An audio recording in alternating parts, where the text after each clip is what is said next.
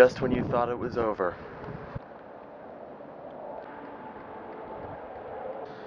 I am so ready for spring.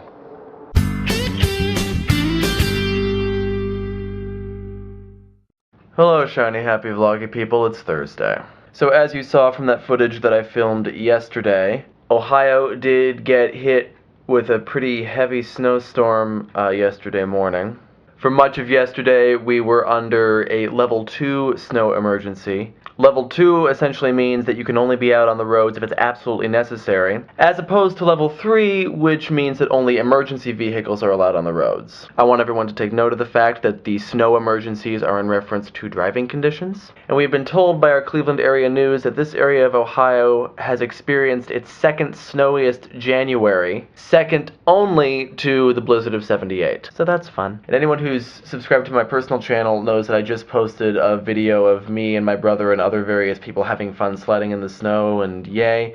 And so you might take away from that video that I do, in fact, secretly like snow. You would be wrong. I like sledding. If it were possible to sled without the snow, I would do it. And I was hoping that maybe by making that video and showing that I liked sledding, that maybe I could make my peace with the season of winter and we could move on to, you know, spring, but instead winter just mocked me some more. But we're not here today to talk about the present, we're here to talk about the past. The theme this week is old times. And this theme actually comes at an interesting time period for me, because within the next few weeks I am going to be helping with music in the production of Cinderella that my brother is in. You will recall from an earlier Shiny Happy Vlogging People video that I made that Cinderella is one of my least favorite musicals, but what are you gonna do? And my brother is playing the steward, which is the same part that I played 10 years ago when I was in the Mansfield Playhouse youth production of Cinderella. So that was 10 years ago, and I also recently posted a video on my personal channel where I said 10 things to myself of 10 years ago, which is a fun project that I think that everybody on this channel should also do. And so that got me thinking about what life was like 10 years ago, and I thought I would share some factoids from that time. I was 14 years old, I was in the 8th grade, we had just moved to this area a few months ago. Our president was Bill Clinton, of course. The sites of YouTube, Facebook, and MySpace did not exist. Google had just started, and for all intents and purposes, it was just a search engine. In fact, it was one of several search engines. Ask Jeeves, anyone remember Ask Jeeves? Or Dogpile? 10 years ago, if you were doing a research project and you didn't include a source from the internet, that was perfectly okay. Now you're pretty much required to include a source from the internet. Wikipedia did not exist yet, which is where I got most of this information, by the way. Internet was used for promotion, it was used for email, it was used for research, and of course for porn. And also Amazon.com and eBay did exist in 1999, so you could buy and sell things on the internet. But the social networking sites had not made their debut yet in 1999. Harry Potter was just a book. And in the US, that's literal. It was just a book. The second one hadn't been released yet. And instead of iPods, most people were listening to portable CD players. A few winners from 1999. The winner of the Newbery Award in 1999 was Holes by Louis Sachar. I might be pronouncing his last name wrong, I can never remember how to pronounce it. Oscar Award winner for Best Picture was Shakespeare in Love. Emmy Award winner for Outstanding Comedy Series was Ally McBeal. And Emmy Award winner for Outstanding Drama Series was The Practice. And I would be remiss in my Broadway nerd duties if I did not include the Tony Awards, so here they are. Tony Award for Best Play was Sideman by Warren Leight. For Best Musical was Fosse.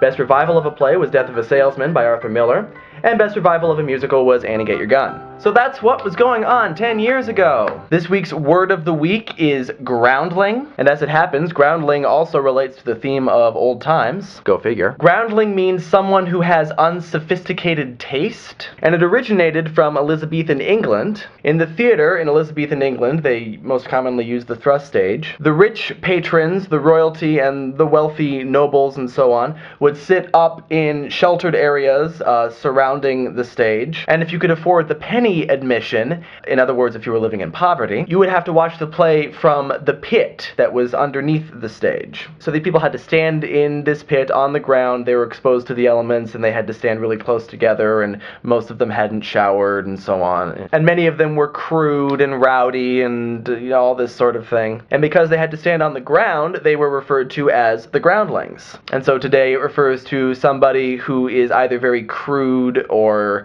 somebody who's just ordinary. So there you go. As far as my book reading is concerned, I am still working my way through a series of unfortunate events. Everything else is the same as it was last week. Once I start reading a series like this, I really don't want to read anything else, so this is all I've been reading this week. So there you have it. Nathan, I was glad to see you on the channel again. Sean, Caitlin, I don't know where you were this week. Marky, I assume you're still having internet issues, but I hope that you get those straightened out and that we'll see you tomorrow. And Sean and Caitlin, hopefully we'll see you next week. Yes? I am greatly looking forward to next week's theme and also the impending rap battle.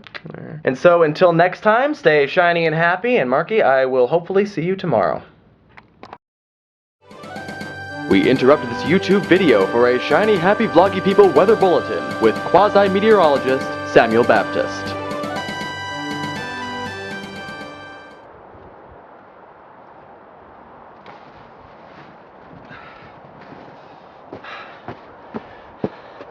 It still hasn't been snowing!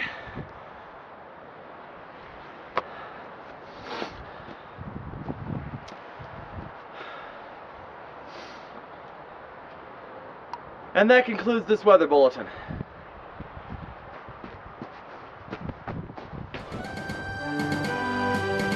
This has been a Shiny Happy Vloggy People weather bulletin with quasi-meteorologist Samuel Baptist.